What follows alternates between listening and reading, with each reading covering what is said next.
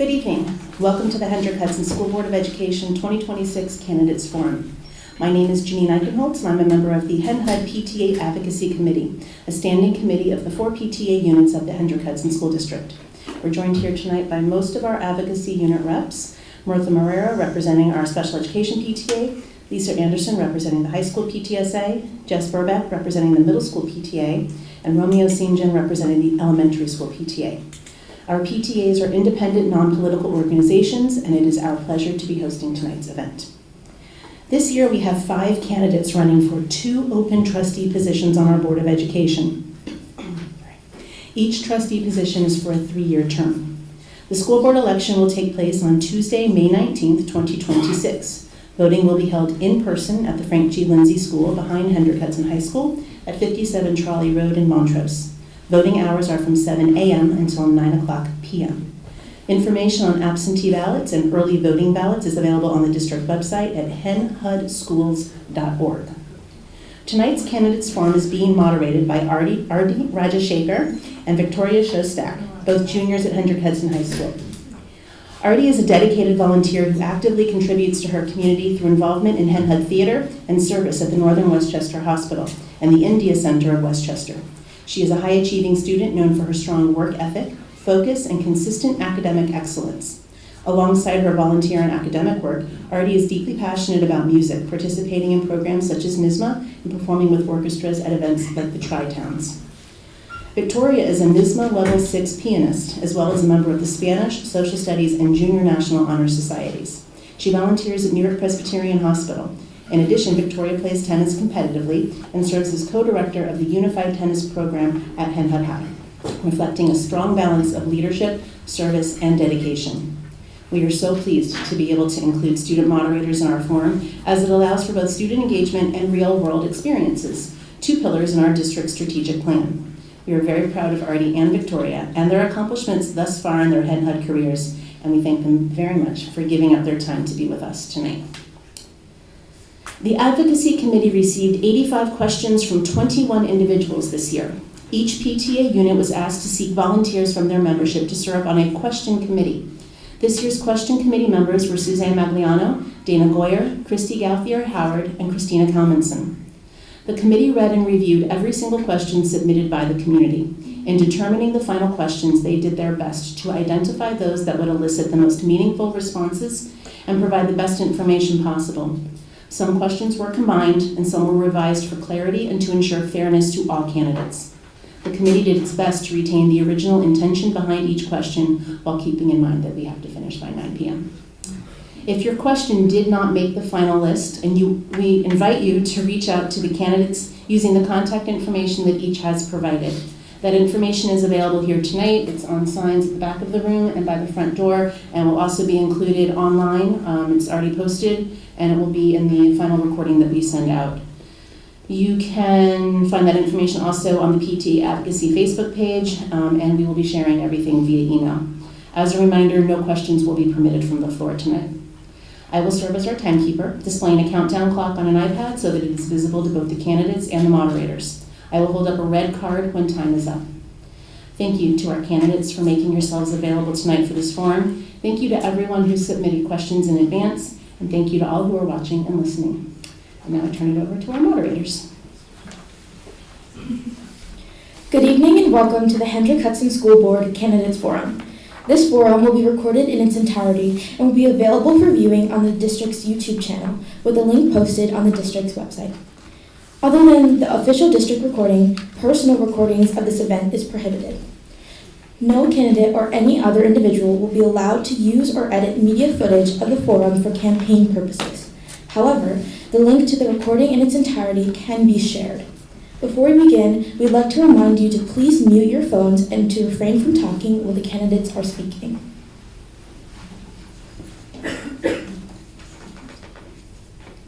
The forum ground rules being used tonight were created by the League of Women Voters and have been presented to all candidates, as well as the moderators, by the HenHud PTA Advocacy Committee. Each candidate has the opportunity to review the rules prior to this evening's event. Earlier this evening, in the presence of the candidates, the moderators drew the candidates' names randomly to determine the order of speaking. The reverse order will be used for closing statements. The order of answering questions will be rotated with each new question. Each candidate will have 2 minutes for an opening statement and 1.5 minutes for a closing statement. All candidates will be asked the same question and each will be given 1.5 minutes to respond. If needed, the candidates may request to hear a question again. If a candidate requests clarification on a question, the moderators will defer to the Advocacy and Questions Committees, which created the list of questions. A candidate will be allowed to finish a sentence when started, but the moderator will enforce strict time limits. If a candidate does not use all the time allotted for a question, the unused time may not be applied to any other purpose or question.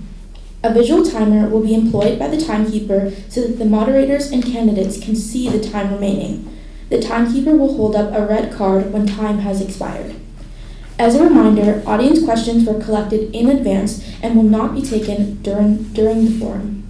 Candidates will not interrupt one another or the moderator during the forum.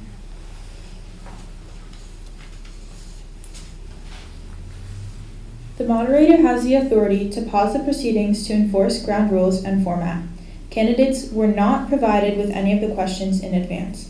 Except for time limits, the only restriction on candidate statements and question answers is respect and civility. There are 5 candidates running for 2 seats on the school board. In the order of their opening comments, the candidates are Antoinette Pio, Amelia Silverman, Dan Salim, Tanika Dietrich, Devis Rivera. We will now begin with opening statements. As a reminder, each candidate will have 2 minutes for their opening statements.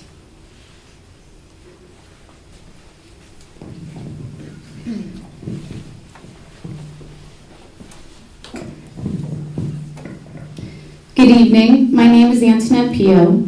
When I married my husband, a Henhud alum and firefighter, we decided to move to Verplank and raise our family. I have lived in this district for over 18 years, and I have been an active volunteer in our school community for over 15 years.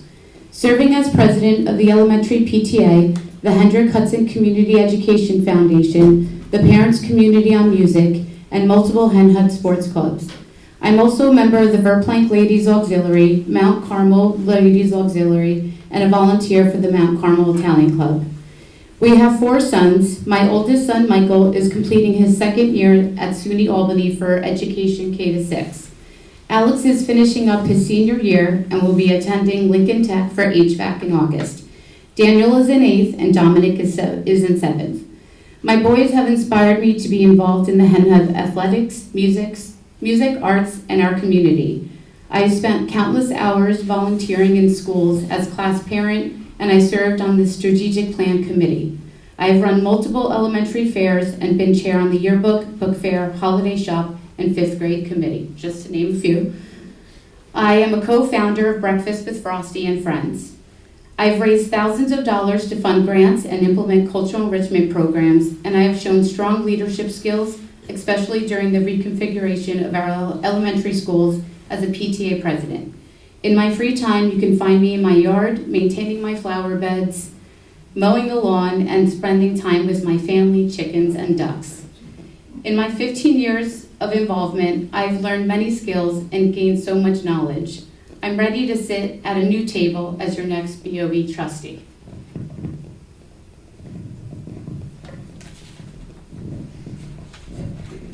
Good evening, and thank you for being here. I'd like to start by thanking the PTA Advocacy Committee for organizing tonight's forum, the student moderators, Victoria and Artie, for their leadership, and the panel who thoughtfully developed the questions we'll be discussing. My name is Amelia Silverman, and I've proudly called this community home for the last 12 years. My husband and I are raising 4 children here, and they attend Furnace Woods, Frank G. Lindsay, and Blue Mountain Middle School. Like so many of you, I'm deeply invested in our schools, but not just as a parent, also as an educator and a volunteer. I'm here tonight asking for your support. My time on this board is not done. I have more to give, and I want to continue the work we've started to strengthen our schools for our students, staff, and families. I'm a middle school math teacher with a Master of Science in Education, specializing in special education and literacy. I currently serve as a math department leader, where I manage a team of teachers and collaborate closely with administration. My professional life is centered on supporting students and helping them reach their full potential. My commitment to this district extends well beyond my classroom. For the past 7 years, I've had my children in Hen Hood schools and have been an active member of the elementary PTA throughout that time. I've served on the nominating committee for 5 years, twice as the chair, and have been involved with SEPTA as a board liaison. I've also been a class parent every year, sometimes for 2 classes at once, and I'm currently a member of the Blue Mountain Middle School PTA. Outside of school, I've spent the last 3 years as an assistant coach with the Cortland National Little League. 3 years ago, this community entrusted me with the honor of serving on the Board of Education, and I'm grateful for the opportunity to seek your support again.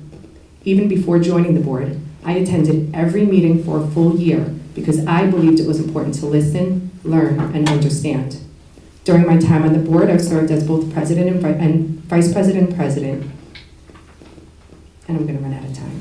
Thank you. Just want to start with a few thank yous. Thank you to the PTA and the Hen Hud Free Library for hosting us tonight. Of course, our student moderators for spending a night at the library with us, and of course the audience, in person and virtual, family and friends, thanks for coming to support me. Good evening. I'm going to try to keep this shorter than my high school morning announcements. For those of you who don't know me, my name is Dan Salim, and I'm a proud class of 2022 Hendrick Hudson graduate. Since graduating, I've been learning what it means to lead, whether that's meaning serving our country as a U.S. Army soldier or working in our nation's capital. And over these past 4 years, I've had the responsibility of making tough decisions, as well as managing million-dollar budgets, experiences that have taught me about accountability and the importance of getting things right. But no matter where I've gone and no matter what I've done, something has always called me back home, and that something is service. When I look into this room tonight, I see people who helped shape me into the man I am today. I see my grandma who helped me with spelling back at FGL, or teachers that helped support me on some of my toughest days. I see families, people who had kids that I went to school with that let me in their homes on a rainy day, and that's why I'm running. I'm running for the opportunity to give back to a community that gave me everything I have. I'm standing on a platform for clarity, stronger communication, and inclusivity, making sure every voice in this district is heard, but I don't want to stop there. I want to acknowledge that today is a day to recognize those who have felt overlooked and unheard, a reminder of our responsibility to create environments where everybody feels safe, heard, and respected. I know what it feels like not to have a voice. It is the loneliest feeling in the world, and it's part of why I'm running, so we can continue to build a community rooted in respect, where bigotry has no place in this area and students are treated with dignity. So I hope to answer all your questions today and prove to you that I can get the job done. Thank you so much.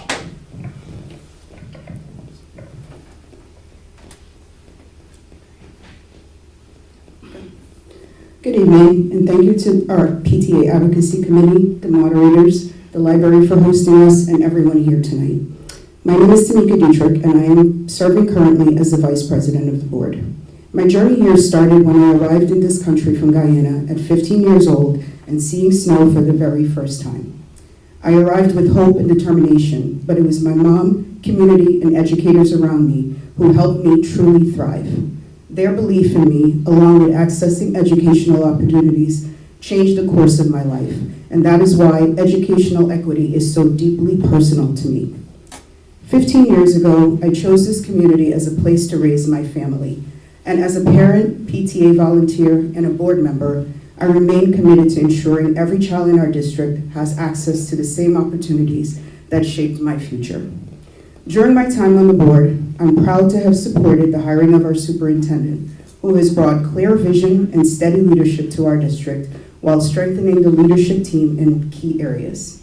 I also supported the implementation of a program grounded in the science of reading, a long overdue shift already making a difference for our students. As Vice President, I have worked with our advocacy partners to help bring state leaders into our schools, helping secure unprecedented support and opening doors to new future opportunities. I am running for re-election because I believe in this district, our students, and the power of thoughtful leadership. Thank you.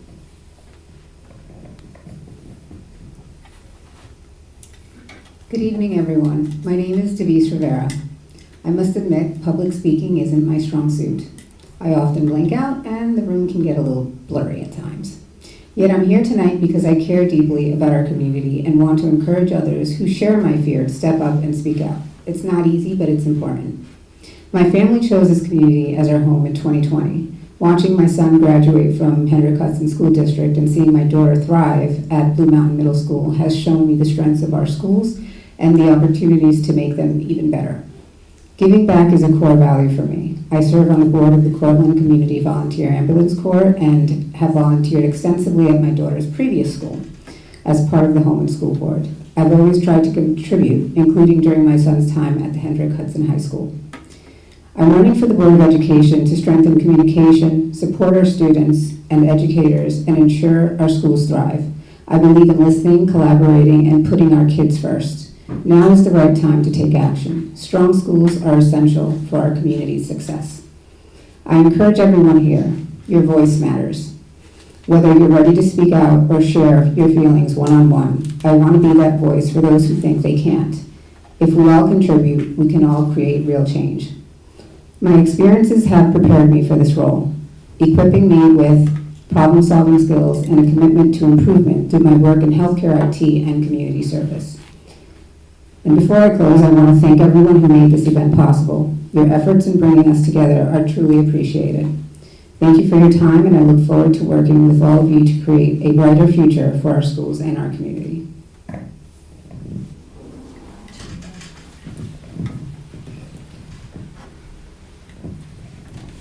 At this time, we will ask a series of questions as compiled by the Questions Committee. Each candidate will have 1 minute and 30 seconds to respond. The first question will begin with Amelia. As a board member, how can you help the district evaluate the effectiveness of its instructional programs and make improvements?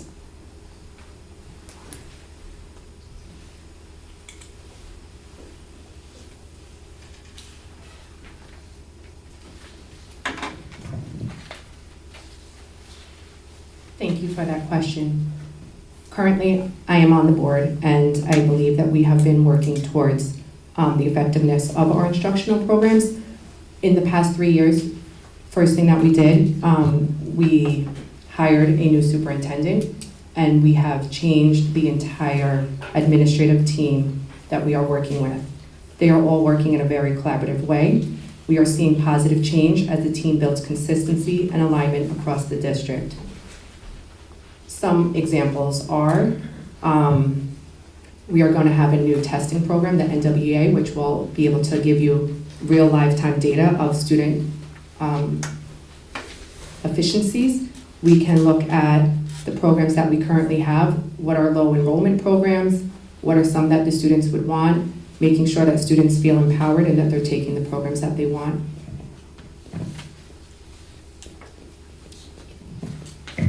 Thank you for the question. A big part of why I ran was because when I graduated high school, I personally did not feel ready for the real world.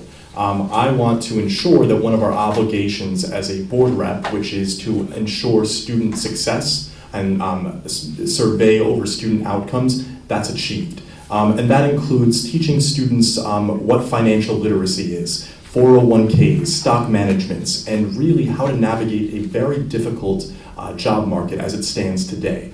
That is how I think we could improve our instructional program, but on top of that, adding a sense of communication to the community that includes students, that includes taxpayers that do not have students attending the school, that is important as well. Communication is going to navigate us and bring us to a closer accuracy of what our community wants and needs. Hi. So I currently sit on the board as the vice president right now, and I can say that our instructional support and everything that we've done right now started with the superintendent, and that was just putting him in place, and his leadership has really helped to guide our district. It's a very collaborative place right now. I feel our district is growing in that way, and we need to see it continue to grow that way, because the teachers, staff, and students all have a voice. We have committees that are meeting together as one and going over the different aspects of instruction that they think is important to them, and every voice in our district right now is being heard, which was not really the case for a lot of years, and I feel like everyone feels like they're being included in the process, And the leadership that our superintendent is showing is trickling down to everyone who is supporting our work that we're doing right now. So I feel like we are on the upward trajectory for our district, making a lot of progress, and we need to continue forward with what we're doing currently. Thank you.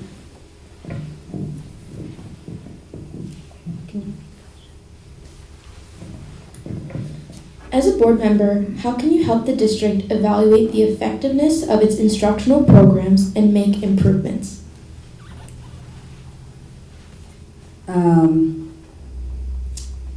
So the effectiveness of the programs, I think, would be driven by analytics and data. To maintain them, it's our job to make sure that the funding is there and it continues so that these programs can continue and be successful for our students and their success.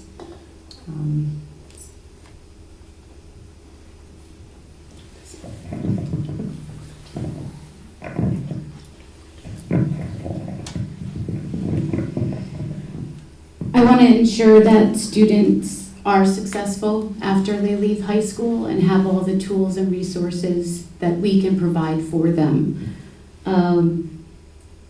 Having all the stakeholders involved and having everyone with a voice be involved. And data. I mean, data is probably the biggest thing, trial and error. It plays a big role. And there should be no limits with funding or time. It's trial and error. This next question will start with Dan. What does an inclusive and equitable education look like to you, and how would you rate HenHUD? Absolutely. So what I think of when I think of equity and inclusion is a student getting a fair shot no matter where they come from. That includes the opportunities they're presented with. I would rate HenHUD pretty high. I'd say an 8. We can do a lot better, but I think that we're in a good position, especially with the challenges we faced over the past couple of years. I'd say that we are still healing from COVID-19 as a community and as a curriculum infrastructure and institution. What I'd recommend we do to make that better is to create forums, events, job fairs and career fairs to get students and their families as well involved in the choices that are shaping their education.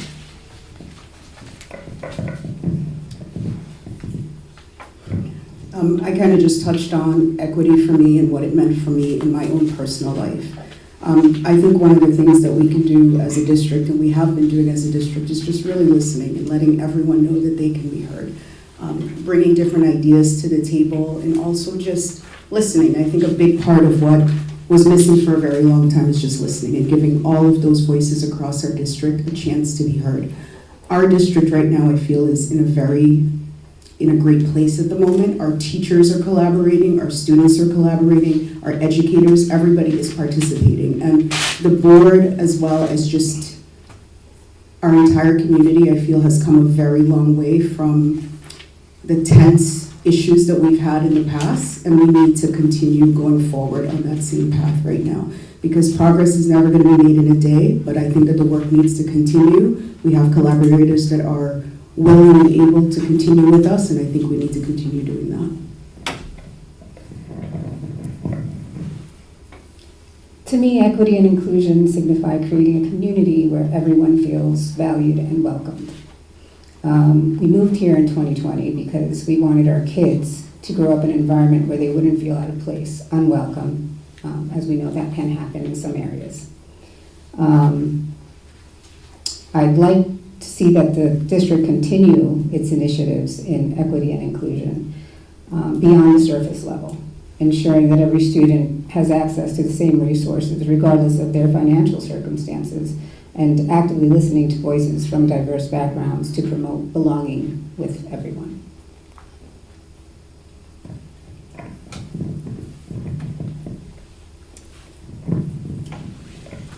I would first say an equal playing field for everyone. We're revamping our curriculum, and I've seen good things. I've seen that teachers are being involved more, and they're the key to our education and our students' future. We have to also remember that we need all the resources, but every kid doesn't need the same resource. They're all different, and we have to make sure that everyone gets what they need.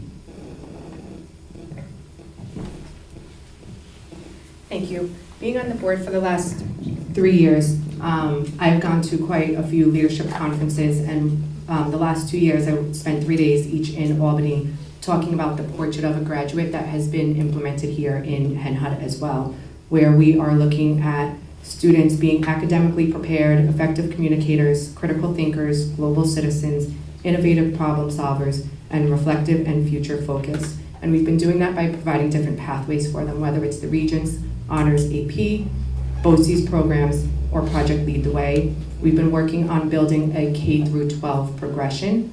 We have different unified arts, the academy, reinstating Hen Hut Life, different counseling for college and career guidance, sports, and everything else, looking at the whole child.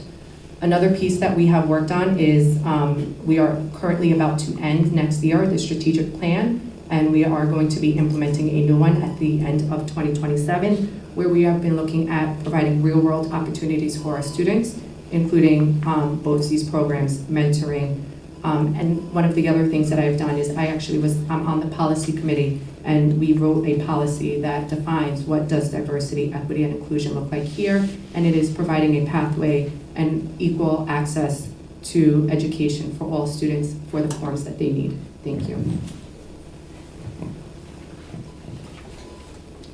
The next question will begin with Tamika.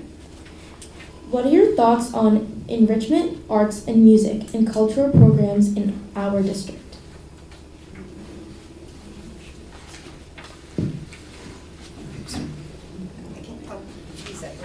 No, you can go. I think enrichment programs are incredibly important because they help shape the child, our whole child in our district. Music, arts, athletics, clubs, and advanced academics create connection, confidence, and opportunity.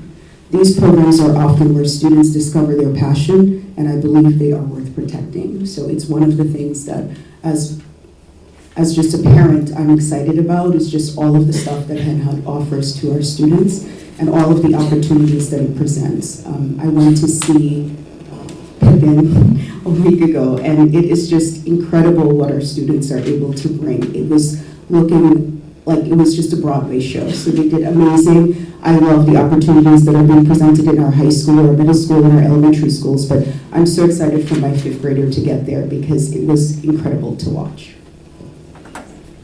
What are your thoughts on enrichment, arts, and music and cultural programs in our district?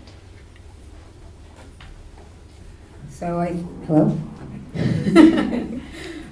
I think we definitely, as a board member or board team, have a role in making sure that these programs get the funding they need to thrive. It's our job to advocate for the resources that support a well-rounded education for our students. We should also keep the lines of communication open between the board and the administration by working together and sharing ideas. We can help create programs that not only meet educational standards, but also inspires and engages our students. Ultimately, our goal is to ensure that every student has access to exciting and enriching learning opportunities and programs that they enjoy to attend and do.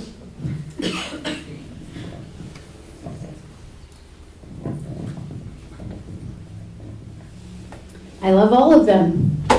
With 4 boys, I've had kids in baseball, wrestling, football, basketball, and orchestra. So my kid will be on the baseball field and then hop into black pants and a bow tie and going off to a concert. I think it helps their self-esteem. It makes them want to be involved and not worry about what their friends are saying. Or if they have issues, they can have an outreach of different types of friends. And it's also giving them a place to belong. We have kids that love drama or love chorus, but they won't get on the field and play basketball or soccer or football. So I think it's good to have all of these programs, and keep offering them to our children at a young age, so they can, have a place to go and be themselves and enjoy themselves. It's important that we look at our enrichment, arts, music, and cultural events in our school because they help develop the whole child.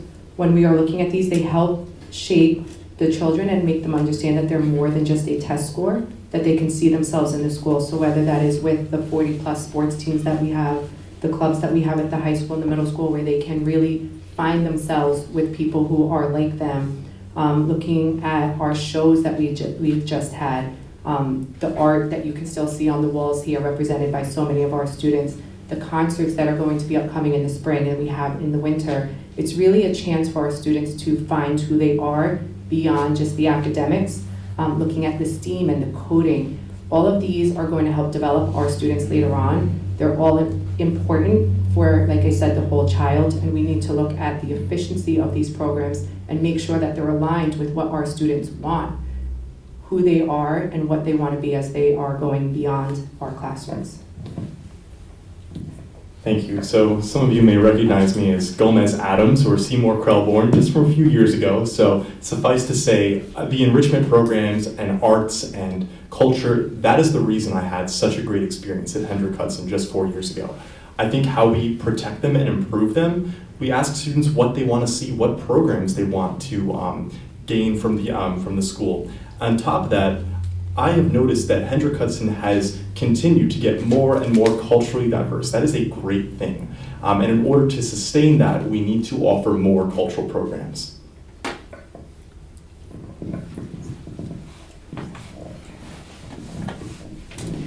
The next question will start with Denise. How informed are you on HenHUD's current special education programming?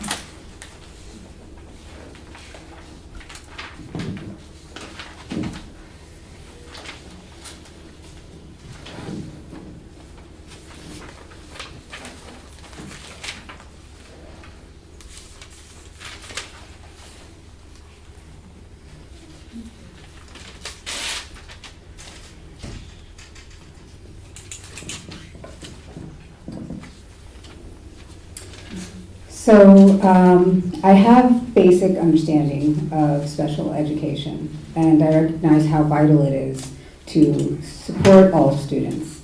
If elected as trustee, I would apply this knowledge by advocating for practices that ensure every student has the support that they need to succeed. If I need to deepen my knowledge, I plan to engage with experts, attend workshops, and connect with special education teachers and community organizations. This will help me understand that the challenges and best practices in special education, allowing me to make informed decisions that benefit all students with all types of needs.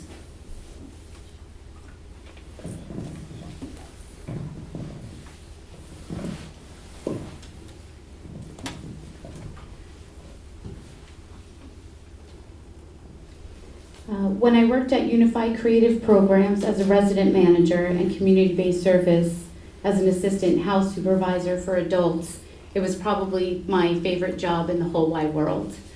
I know the struggles and the needs and the outcome when they don't get what they need at an early age. I think probably the hardest thing to get right now is IEPs. And that's just from what parents have told me. It's a battle every time. And I always wonder why. These are our, we need to help them more than others. I know special education is funded through a combination of federal, state, and local funds, and we have to keep at them to get those funds to help our children.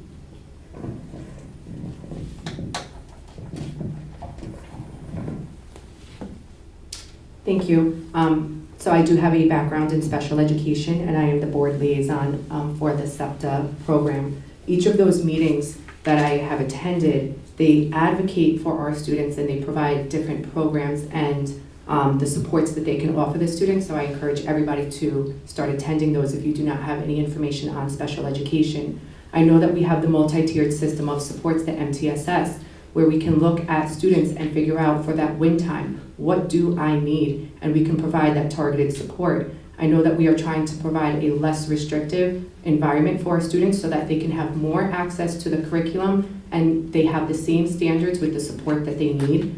We are looking at early intervention. We are looking at the data so that we can review the cycles, adjust and monitor the student's progress. I know that if we do not have a program, we will find a location for that student where they will be best suited. And I know for a fact that we have an increase in certain areas such as dyslexia, and our teachers are now becoming certified in those areas so that we don't have to send our students out so they can continue to be part of our HENHUD community. Thank you. I've had the great opportunity of speaking with many parents with students with special needs, and I also pride myself on being able to work with students with special needs. I used to teach music and performance to them, and to understand what it means to be a parent with a student such as that we will never understand unless you are one. There are many things that we can do to make that transition and navigation into that education a lot easier, including workshops for parents to navigate and understand IEPs and 504 plans, preparation for the world after graduating. A huge thing that I'd like to run on is for all of our students to have a real structured plan on what they're going to do post-high school.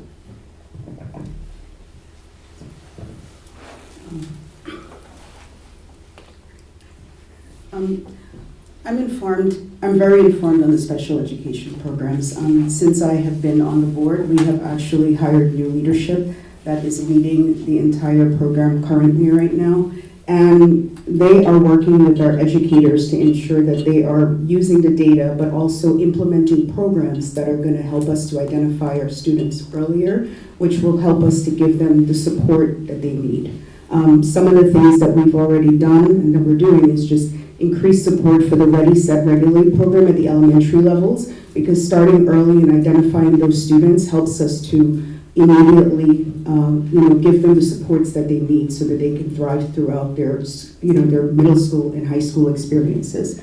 The other thing that we've done as a district, or while we've been on the board as well, is to just implement the MTSS, which is a stronger system as well that we're working through. We're using the supports. We're also providing more professional developments for instructional and support staff to help strengthen their instructional practices district-wide. So we're doing a host of things as a district to implement, but also to help our students. And I think that's the one thing being on the board has helped me do, is to really focus in on all of those students that really need our support, because we have to ensure that we're funding it and also giving them the things that they need to thrive.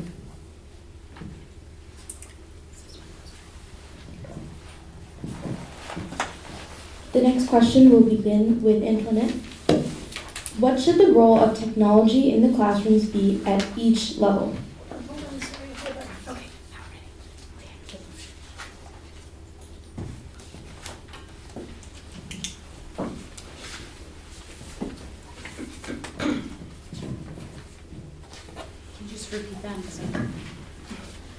What should the role of technology in the classrooms be at each level?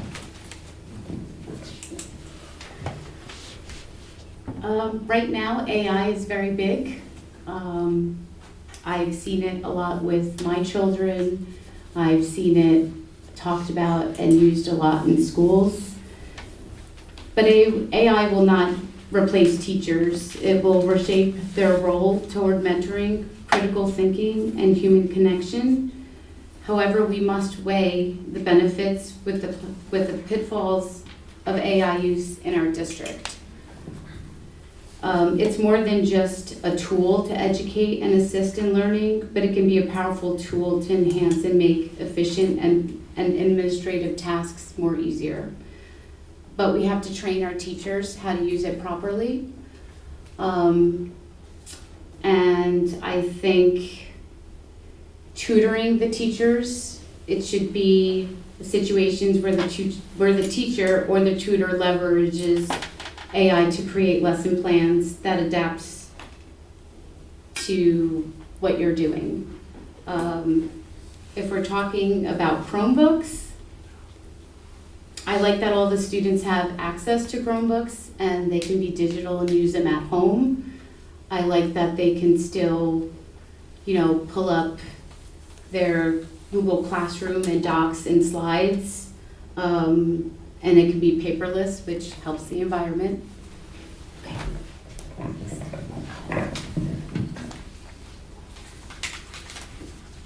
While the board does not make operational decisions, I know that I can help guide the table discussion on this. Currently, I am a Math 8 teacher where they take the state test on a computer, and I am an Algebra 1 teacher where they take their regents on paper.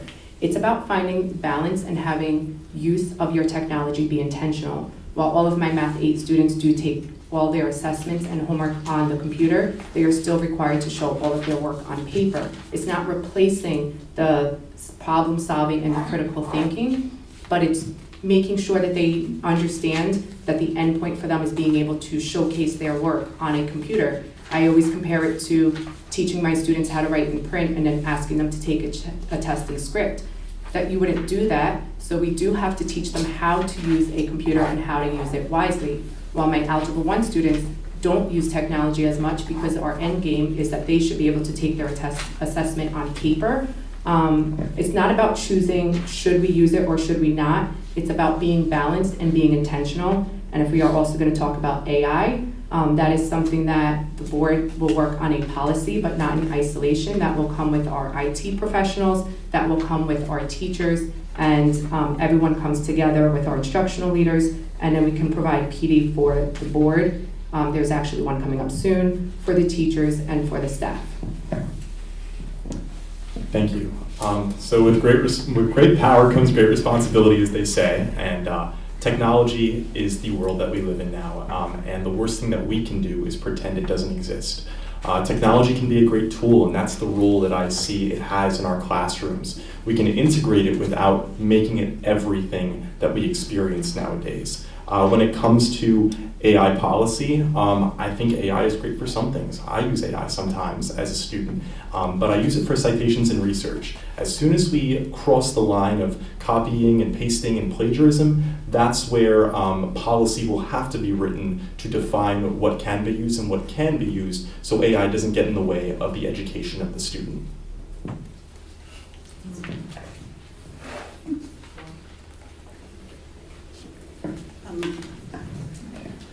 I think that technology should be a tool that supports great teaching, not replace it. Our students need to be prepared for the world they're growing up in, and technology can absolutely help personalize learning, expand opportunities, and build important skills. But the heart of our education will always be strong teachers, meaningful relationships, and ensuring that our students have the foundational skills they need to thrive. So I think it's a combination, right? We have to use the technology, but we also need to rely on our teachers as well, because I think with the combination of both, we can ensure that our students are getting real-world experiences and also exposure to what's happening in the world as well.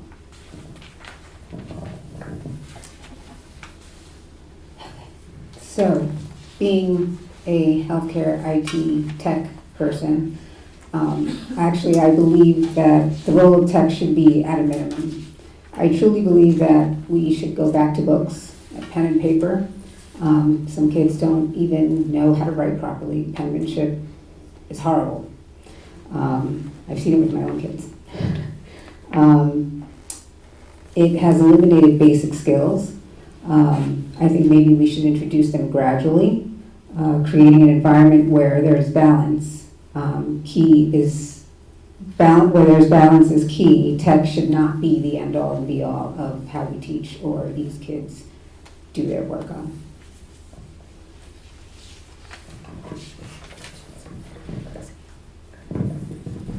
We'll start with Amelia. What is your understanding of the purpose and use of reserve funds for our district? I was waiting for a budget question here.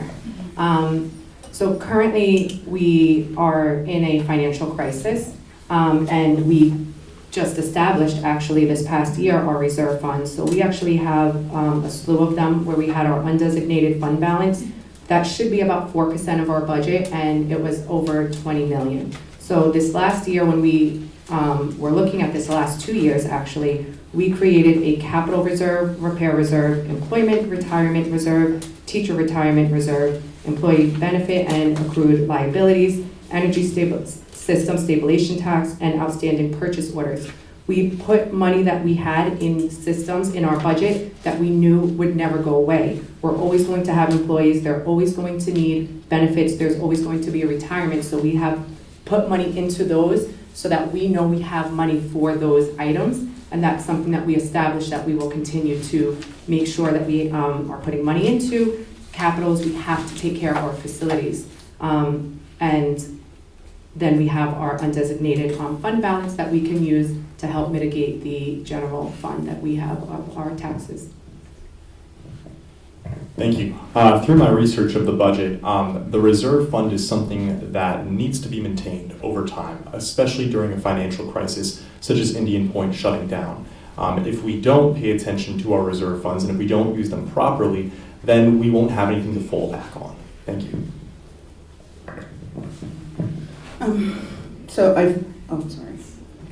I've been on the board, and I work in the finance department, and this is one of the things that I think is the thing I always try to explain or try to just describe to people is that the reserve fund that especially us in this district right now that we have is just, we've been saving for years with the loss of Indian Point, knowing that we're going to have this $25 million shortfall. And right now, as a district, we have been using that money every single year, year over year.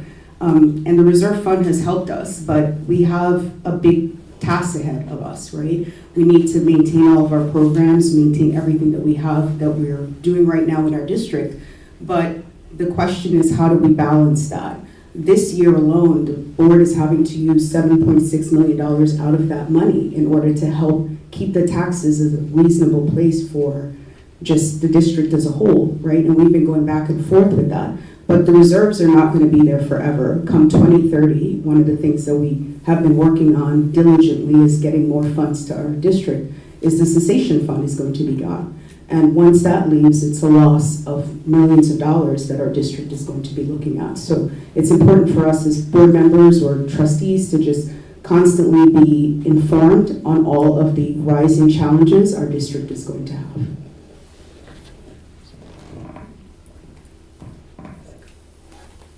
So I'm going to be honest, this is actually one I did not research, but from my understanding of reserves funds, it is what it states, so I will echo what Dan said. It is used for reserves. What the school has used it for, in particularly, I have not educated myself with that, so I'm going to pass it along.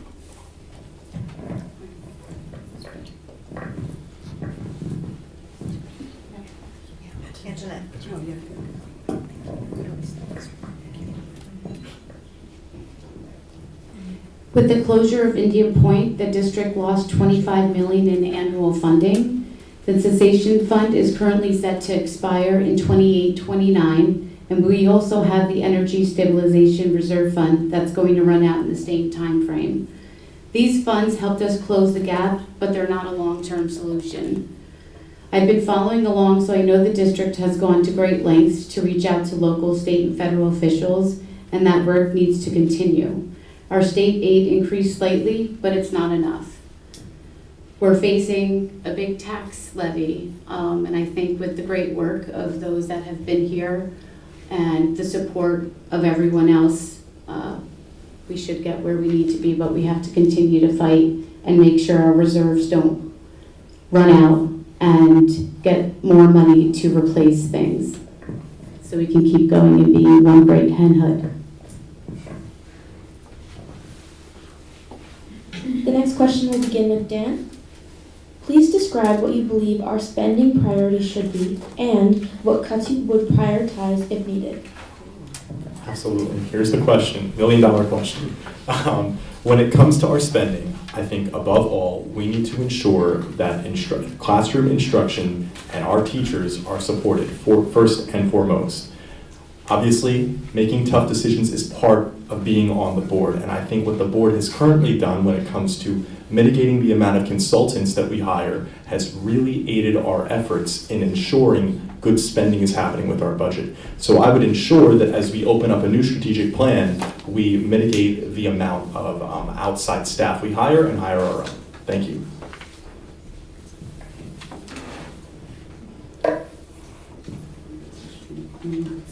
For me, students always come first. My priorities are protecting classroom instruction, supporting student support services, special education, and the programs that make our district exceptional. Before looking at anything that directly impacts kids, I would have to explore operational efficiencies and responsible financial planning before anything is done. Every dollar matters in the district, and it should always be spent on our students at the center of it. So if we ever need to make budget cuts, I would prioritize maintaining the student-to-teacher ratio to ensure that every student gets the attention that they deserve. When it comes to programs, we should analyze students' interests closely. An example would be if Program A has 10 students interested, while Program B has 50. We should engage with those 10 students and understand their needs and interests better.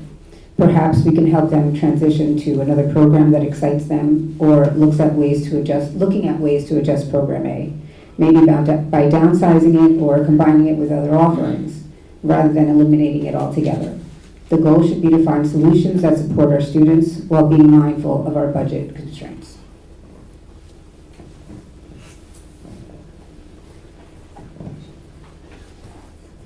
Sorry, can you just repeat that one more time? I'm at the end, so by the time it gets to me. Please describe what you believe our spending priorities should be and what cuts you would prioritize if needed.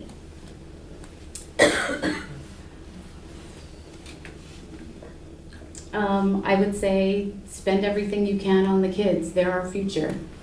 We have to make sure that we have everything they need, and we have to make sure that we're ready to fight for everything they need.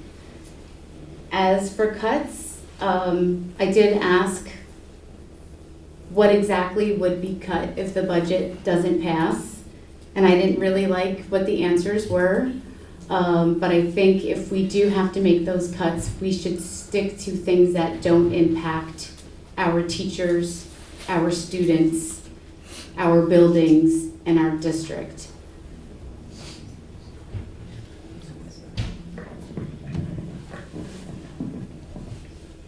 Thank you. This is one of the toughest questions, I believe, because of course you want to maintain everything that we have.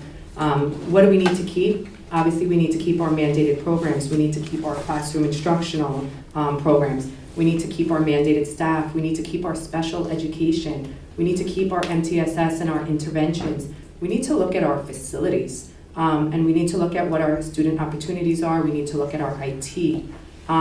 Where can we cut?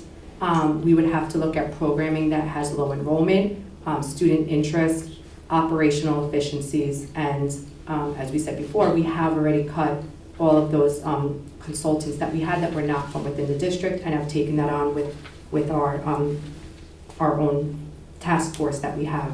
But we have to prioritize direct student impact. Anything that is directly aligned to our students, we have to maintain. We just have to check for our effectiveness. Does it align with the vision of our school? And we have to look at our enrollment. The next question will start with Tamika. If elected, how will you ensure your decisions are fair and focused on the entire community? Please share your process. I think for me personally, when I ran for the board 3 years ago, I had a saying that I kept saying every single time. I wasn't doing it for me. I was doing it for all of the students and the people that I see in my community and the people that I was talking to. And I continue to do that. So I pride myself in the fact that I listen, I learn, I take in information. I don't ever always have to agree with anyone on something. We can have differing opinions, but at the end of the day, I think collaboration and just listening to people have their full thought and discussing it always allows for, I don't want to say not discovery, but it would just it just leads to just a more informed space that you could be in. So for me personally, as a board member, right now I listen to everyone, I take in all the information, I analyze it, and I think about what's best for all the students. I don't think about myself or anything that is gonna pertain to me, because I'm not on the board for me, I'm on the board for the community. And as long as I continue serving them, that's the utmost thing that I wanna do every single day that I'm here. So to answer that question, I'm going to talk about my vision. So my vision is to create a united direction for our district that puts students' success, equity, and high-quality education at the forefront. Some key areas that I believe are essential to this vision are student achievement, strategic direction, community representation, equity and quality, and accountability. By focusing in these areas, I believe we can build an educational environment that not only helps our students thrive, but also strengthens our community in its entirety.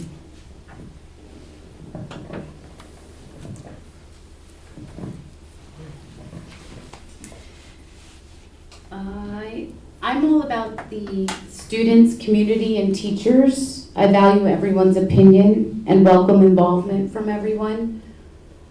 In the end, we all have the same goal.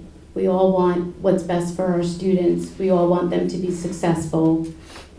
So I would like to be here to help them achieve that, to listen to them, to understand them, their wants, their needs, and collaboratively work together to achieve that goal.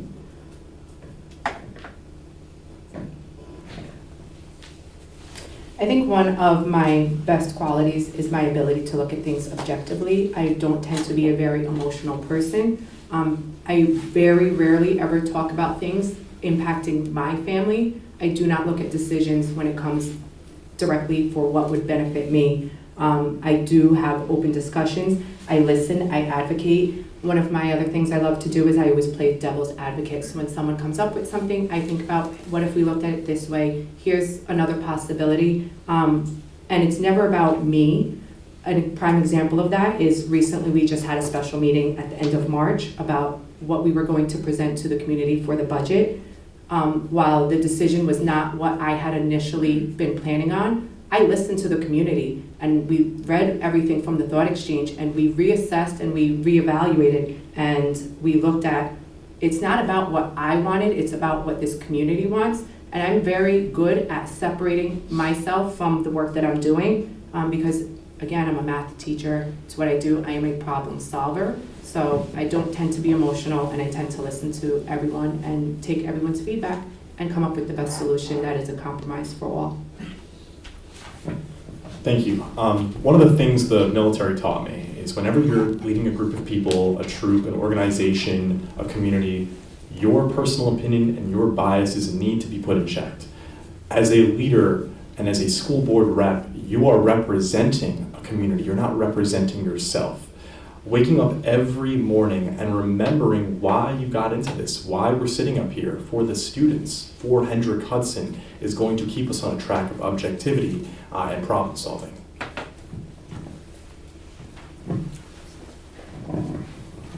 The next question will begin with Denise. What is one decision the board has made in the last 5 years that you disagree with, and what would you have done differently?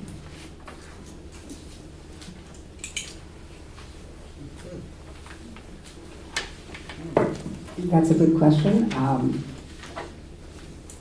From the education I currently have of what the board has done, I'm sure I have not read up on every single thing that they have done. I can't think of anything off the top of my head that I disagree with.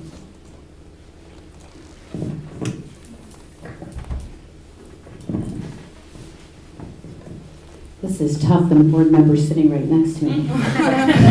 Take it easy. Take it easy. I'm objective. I'm gonna say maybe the tax levy. I wasn't too happy with what it was at first.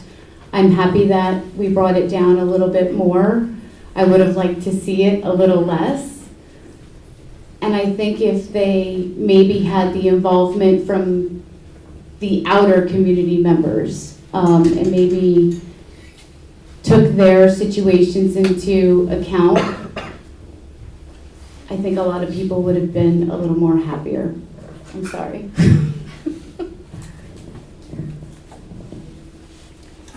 I think for me, this is actually an easy question. It's something that I helped decide, but it's not something that I had wanted, and that is the current programming of the way that our schools are set up.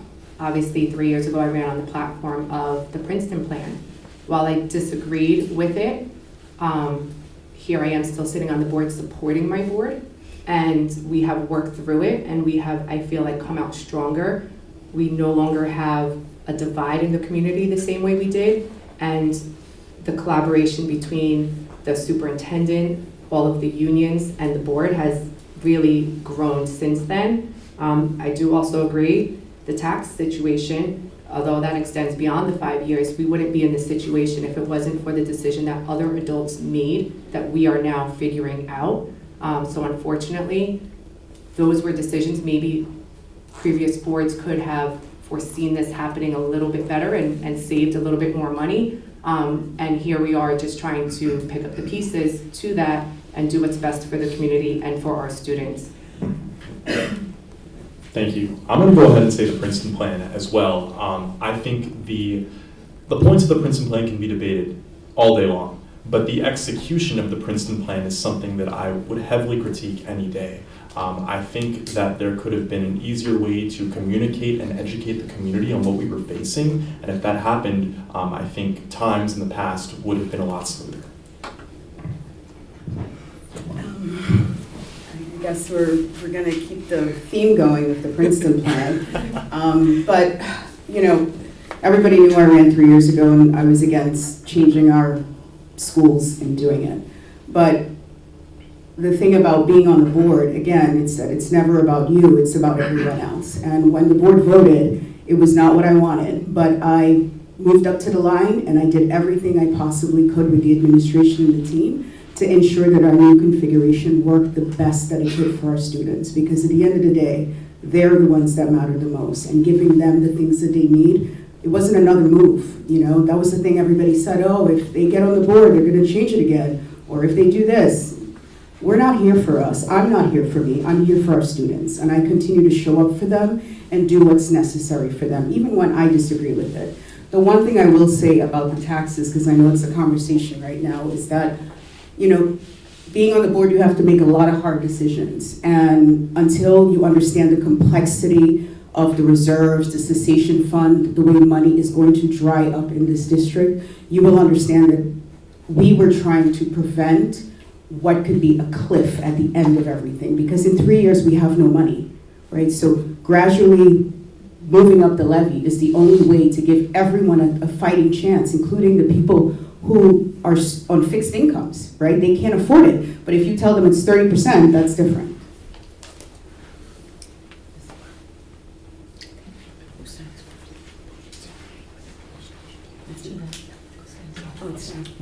It's okay.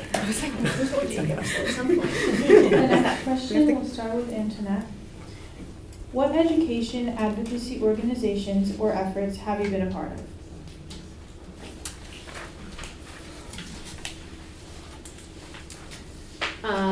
In my past work history, being a resident manager and working with adults with special education needs, I've built plans for them, money budgeting. I'm sorry, can you just repeat that one more time? Just make sure I'm answering you right. What education advocacy organizations or efforts have you been a part of?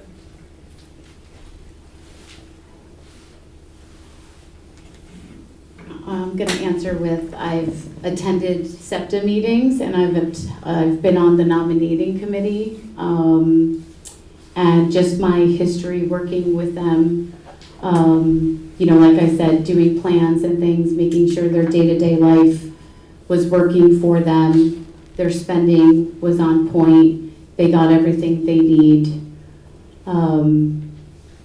I was a coach for Special Olympics.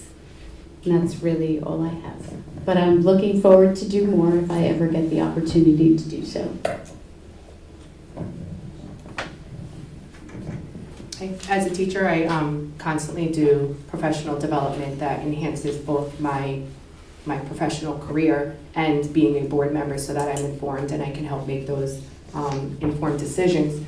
Another one I have done is I've helped rally for our teachers by going up to Albany for the fixed tier 6. And then biggest thing that I've done for advocacy is actually have worked on advocacy for this district.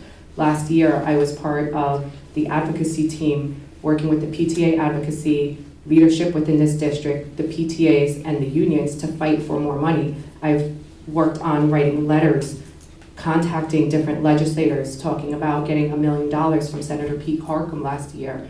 Dana Levenberg, I've sat down with her at legislative forums. I've talked to assembly people. We've had them in here asking for an extension on our cessation mitigation fund, asking for them to pass the Stranded Act, looking at the REACT Act, which is where we're not just asking for money, but making sure that we have oversight on the decommissioning of Indian Point. Writing letters, reviewing all of the data, that is a lot of time that was spent, and we are still meeting with our legislators. Thank you. Well, I'm really proud to say that I was one of the first students to be polled and questioned in our last strategic plan in 2022. And that really gave me the opportunity to contribute to our community. As the VP and president of our student government for 3 years, I worked with the PTA to usher in new multicultural fairs as we were getting out of COVID and coming back to schools in person. When I was a senior, we didn't have homecoming. That really took a hit for student morale, and it's something that I advocated for, and now I'm proud to say that the PTA was able to have homecomings yearly. And finally, really proud to say that as we came back to school and our theater was under renovation, I was able to advocate with Claire Carey to reopen that theater for the Spring of 22 show. So I think advocacy is like one of the most important parts of the work that I do. I started with the PTA involvement and then now to board leadership. And I have worked closely with our advocacy partners and state leaders to fight for resources that our district needs, especially as we navigate the financial impact of Indian Point's closure. One of the things that we've done this year is actually get our state and all of our local legislators to come and actually visit our school. It was really exciting. For them to see firsthand what we're fighting for, why we're here, like why this matters, why we need the funding, and getting them to show up to our district and see our kids in all of those different programs and what makes it important is just something that we keep fighting for every day. And advocacy is not, I know it's not spoken about a lot, but there are so many hardworking people behind the scenes that do incredible work for this district that are their voices are, you never even know it because they're just working silently hours of time that are doing, preparing packages and doing presentations for our legislators and having meetings all hours of the day and constantly writing letters. So a plug for our advocacy people. If you haven't sent in your letter that we have been circulating, please be sure to do so if you are watching tonight. We need all voices heard. We need everybody engaged. Thank you.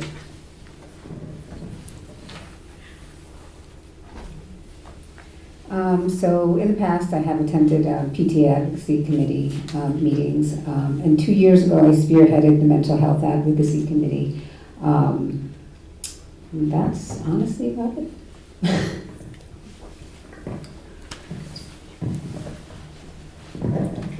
The next question will begin with Amelia. What are specific, measurable goals you have for the district, and how will you hold the district accountable for progress?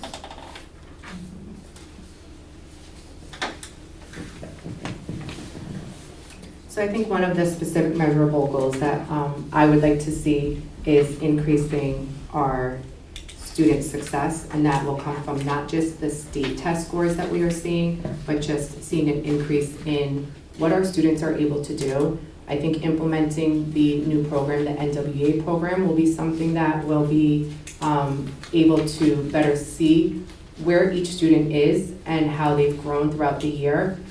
Another thing that I have advocated for is having more presentations on these so that the community is aware, making sure that parents are aware. If a student is struggling in one area, what does it mean and how can we get our students to perform better in those areas? What are the supports that they need? Do they need to be pulled out? Do they need someone coming in? Do they need a tier 2 intervention with a little bit more time? Do we need some after school programs? So I think a measurable goal will be to have greater student success. And again, that does not come as a test score. It should be each individual student showing growth in the area that they need, not necessarily across as a class. Thank you. I think student success is at the top of my priority for how we can gauge an improvement in our community. And I think the switch from iReady to the NWA map growth is going to be huge. Not only the fact that we're switching, but also the idea of integrating this process into pre-existing academia. And on top of that, I think student satisfaction matters too. A happy student learns so much better than an upset student. And that's why I think that we need to start polling our students more, asking them what they want in their curriculum, asking them what they want from their school, tying in with another idea I had for preparing them for the future, working with our local businesses to create apprenticeships and internships so they know what it's like to be in a working environment. I think one of the things is always, the thing that is always center for me is always student success. When I came here 3 years ago, we started the pilots in the school for the elementary, and we have now moved on to the implementation of a program grounded in science of reading, which is huge. I think one of the things we have to do as a district is we have to remember that time is everything, right? Everyone is working collaboratively right now, including our teachers, our administrators, and everyone across the board. And I think we need to give it time to see what the end results are for that. We can't continue to just move from program to program. I think we have to give it time and see how our kids thrive in those environments, because we're going to start to see those results within the next 3 to 5 years. And that's the key. Collaboration, giving it time, and ensuring that our students are just at the forefront of success for us.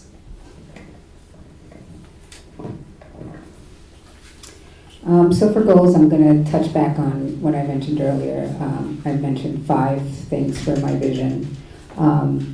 Student achievement. I want to ensure that every student gets the support they need to succeed academically, no matter their background. Strategic direction. I believe it's important to set clear goals that guide our educational efforts and meet the needs of our community. For community representation, we need to make sure that everyone's voice is heard and that our community is truly represented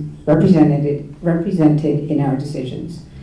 Equity and equality. I'm committed to providing fair access to resources and opportunities for all students. No one should be left behind. Accountability. This perhaps is the most important aspect for me. We must hold ourselves accountable to ensure we're meeting our commitments and achieving positive outcomes for our students.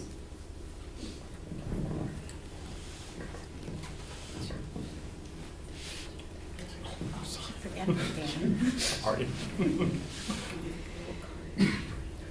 I would say more opportunities for 11th and 12th graders other than BOCES. I've heard a lot of upset parents and students who weren't able to get into the programs because they're overpacked.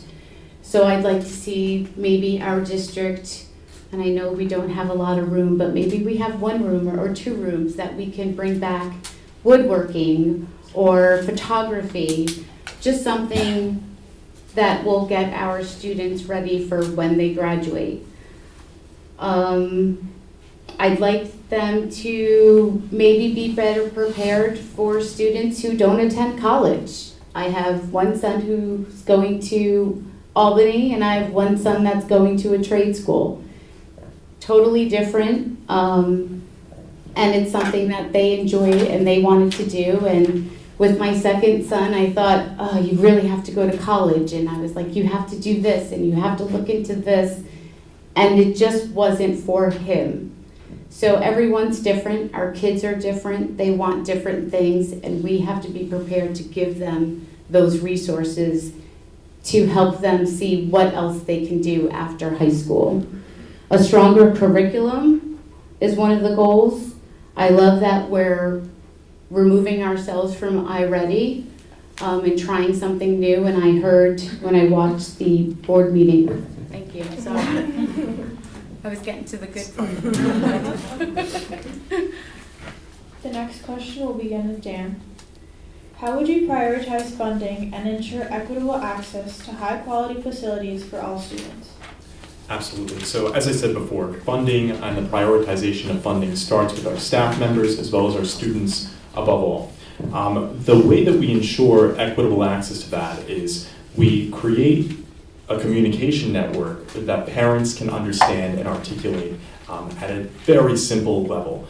We should also create equitable processes of communication through multi-language communication. That's going to be huge for us. Aside from that, I think creating events, locations, opportunities in accessible spaces is going to be huge when it comes to equity. Sorry, can you repeat the question? How would you prioritize funding and ensure equitable access to high-quality facilities for all students?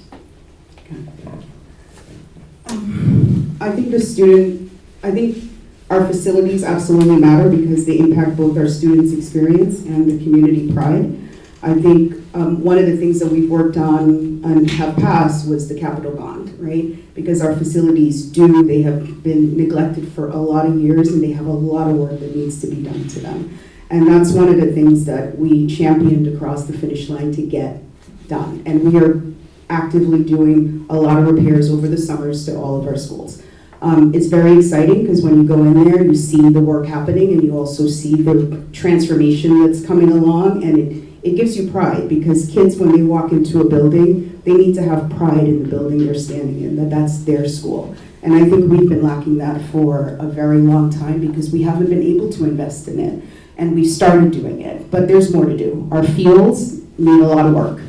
I think if I could, it's just, if I could snap my finger and get some money to do the fields, I would like all of our fields done because the kids love playing on it, but it needs to be better. So I think one of the things we have to do is just balance our budget, balance what we can do for our students, and see how we can, manage it better to just give a little bit more to the things that are needed.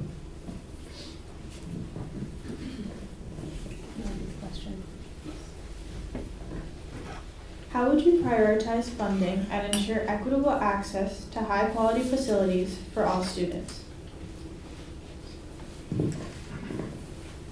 So I believe funding is a major issue our schools are facing. How can we effectively maintain our funding, I believe, is important to our educational offerings. And to address this, I think it's crucial that we explore all possible avenues for funding resources. I think this includes assessing whether we have fully investigated our partnership with vendors, provide services or products that meet our needs. Additionally, we should consider leveraging our in-house talent and expertise as well as actively reaching out to parents and community members. Often, I think we have hidden skills within our own community that we do not use. And another point to consider is our approach to fundraising. It's important to assess whether our current fundraising efforts are sufficient. We should explore innovating fundraising strategies and expand our outreach to the community to foster greater involvement and support from our community for the funding.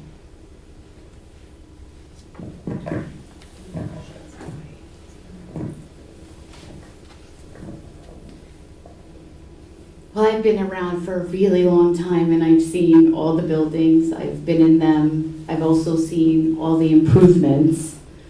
I understand how work orders are put into play and things get completed mostly in a timely manner. But I'd like to see our capital bond projects completed a little quicker. I think we just completed in 2018 our lighting and things like that. I do understand that it takes a little while because they have to work around the school schedule. I'd like to see a lot more handicap accessible buildings. That has been a really big need. So I'm hoping in the next capital project we can put that in the works. And just creating happy environments that our students feel comfortable in.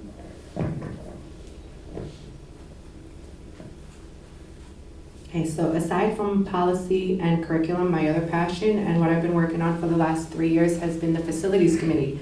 I am one of the people who helped get a cost-neutral $30 million capital bond approved and worked on.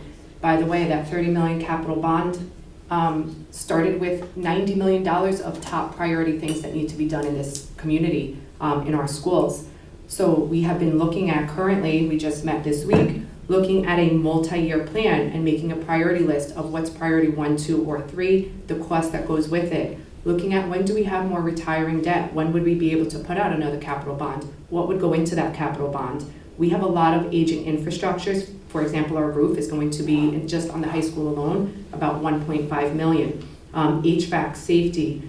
Now there is some work that we can get 40% aid back on, but then it has to come with anything that's over $100,000 or something that directly impacts students. So looking at how can we do smaller things but also incorporate it into there.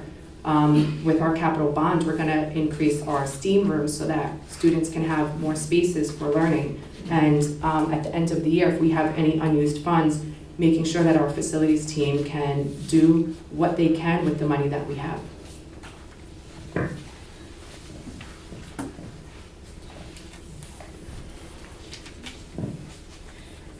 The next question will begin with Tamika.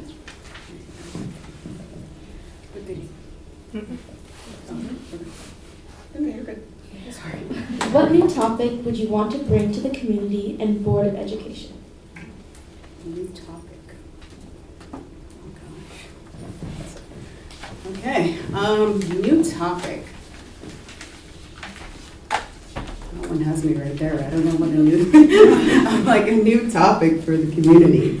I think a topic I want to bring to the community that I think if I can help to enlighten or just give information is probably our tax situation. Because honestly, I feel like there's a lot of people in our community who actually do not know what's happening or understand what's happening and how we got here.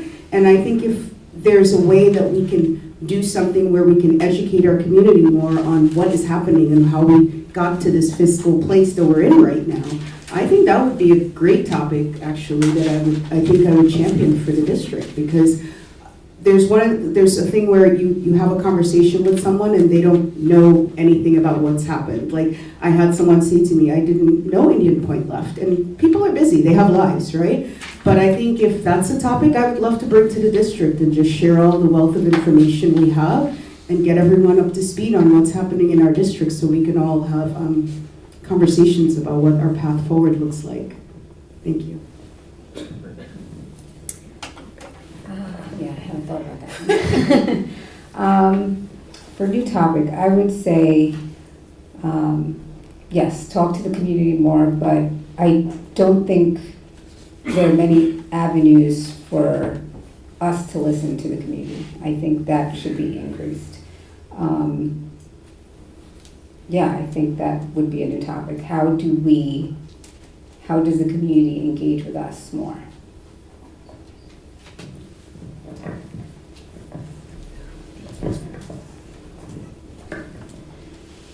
60% or more of our community don't have students in the district. So I think anything you bring to the attention to them is going to be new. So I guess the question is how to get them involved, how to get their attention, how to explain to them what's going on. Can I just get a repeat of the question? What new topic would you want to bring to the community and Board of Education? Okay, I don't think it's necessarily a new topic, but I'm going to have to echo what Tamika said with our information about where we are with our budget and the tax levy and the crisis that we are in. There is nothing more frustrating than putting in hours and hours of research and time and advocating and then being met with people who just don't agree with the decision that was made, but then also just telling you, we don't pay attention, we don't watch the board meetings, we offer the meet and greets, people don't show up. So with that, I guess, how can we better communicate with our district? We use a thought exchange, we have diligence now for our board docs, we have Parent Square, we have Infinite Campus, we have social media, we have a PR person, we do email, we have mailers, and we have all of these avenues where we are trying to meet, and every person likes their information differently. So maybe talking to the community about how do you want to receive the information. We have our board meetings. What is the best place for us to meet, have these conversations so that you can see the research that we're doing, why we are making decisions that we're making, and that we can listen to what the feedback is so that we can bring those topics to the table when we are having our board meetings. Thank you. Well, I've been kind of soft launching this idea the entire time we've been speaking, but bringing and introducing the idea of leveraging our community and our local businesses to give students an opportunity in the workplace. I think that's huge. I think that gives students a much more well-rounded view of the world before they graduate. On top of that, I'm very happy that New York State mandates a student member on the board, an ex officio. I think we involve them more with our ideas. We poll them more and ask them what students want and need.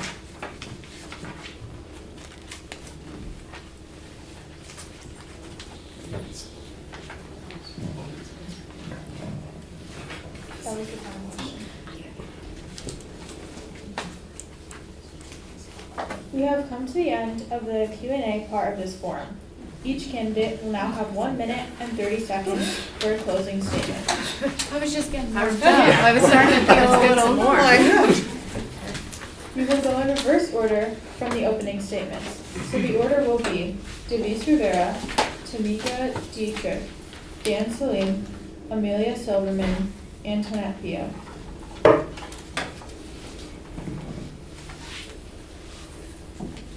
My closing. I want to emphasize that when we discuss ideas for our schools, we often make the assumption that what matters to one person should resonate with everyone.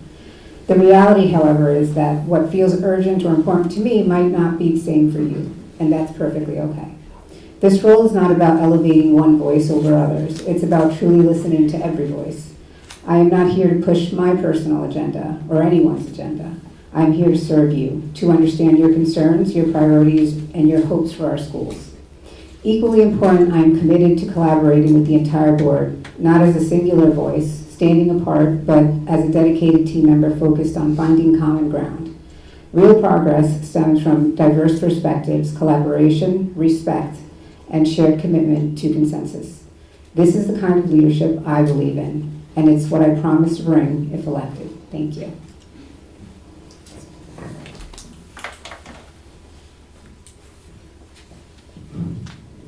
Serving this community has been one of the greatest honors of my life, and I remain deeply committed to this work because our children, families, and community deserve leadership that is experienced, fiscally responsible, thoughtful, and always student-focused.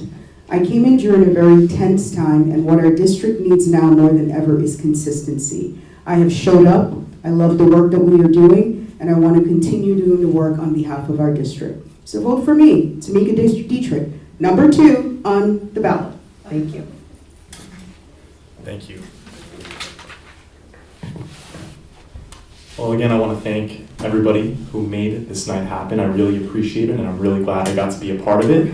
I'm not going to stand here pretending to be a seasoned board member. That is not who I am, and I'm not going to pretend to have all the answers. I am running for school board because I offer this body and this community a fresh perspective with a diverse background of scholarship and leadership. On top of that, I'm willing to admit when I'm wrong. I'm willing to admit when I make a mistake or I don't know something, and I'm always ready to learn and listen. This community gave me everything I have today. It made me the person I am, and the least I could do is offer you a time to teach me something. You have my number, my Facebook, my Instagram. I'll give you my TikTok too. But at the end of the day, I am always available to listen, and I am ready.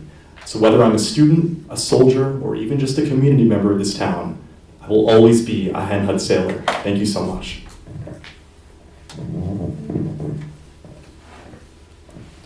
As we wrap up tonight, I want to thank you again for taking the time to be here and for staying engaged in our schools. Over the past several years, this board has seen a lot of change. More recently, we finally reached a place of real consistency and stability in our leadership and our work together. And I think that matters for our district. It allows us to focus, follow through, and keep moving forward on the priorities that impact students every day. Over the past 3 years, I've worked hard to earn your trust through my commitment, preparation, and dedication to this district. I'm asking for your continued trust, not just based on tonight, but on the work I've consistently shown. There is still important work ahead, and I have more to give. I want to complete the full review and audit of our district policy handbook that I've been working on for the past 3 years, making sure it is clear, current, and truly serving our students, staff, and community. I also want to continue advocating for critical funding, including the extension of cessation mitigation and the approval of the Stranded Act, because securing resources is essential to maintaining and strengthening our programs. I am committed to seeing our current capital project through to completion while continuing to identify future opportunities to improve our facilities. This work requires consistency, focus, and follow-through, and I believe that stability is something we should protect. I am number 4 on the ballot, and I respectfully ask for your vote. Thank you.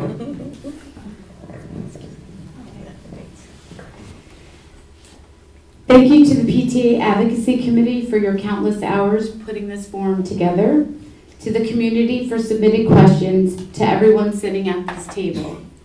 It's given me great experience, so thank you. Thank you to my amazing husband, children, family, and friends for being so supportive. I'm passionate about education, early literacy, facilities, and enhancing school safety protocols, all while being mindful of the struggles our community members face every day. I have built strong, respectful relationships with administrators, school personnel, business owners, and community members. I am representing the members of our community whose voices are often minimized because of their work schedules or their busy lives. From regularly volunteering at schools or being in attendance, I'm always around and I'm always supporting the community. I know how to follow a budget and spread a hard-earned dollar. I'm approachable, reliable, and easily reachable to help solve problems. Students, parents, community members, teachers, and staff, I'm ready to advocate for you. I'm ready to learn. My fingers are on the pulse of this community, and I hope you vote for me.